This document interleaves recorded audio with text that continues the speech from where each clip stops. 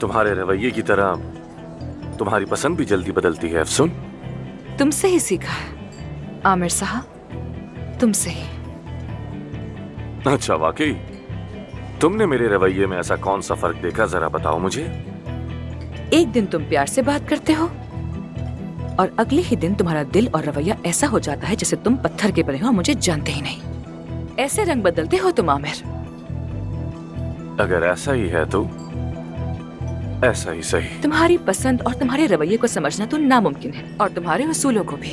बहुत कंफ्यूजन है। मसलन मैं समझ नहीं पाई कि तुम्हें कैसी लड़कियां पसंद है, यानी आखिर मेयार क्या है तुम्हारा। तुमने तो कहा था कि एक बार जिससे मिलते हो दोबारा उसको डेट नहीं करते, लेकिन एक लड़की को तो बार बार तुमसे मिलते हुए देख रही हूँ मैं। वैसे काफी समझदार हो तुम अफसुन साहिबा। अगर तुम दोनों को अकेले में बात करनी हो तो मैं चला जाता हूँ। नहीं अली,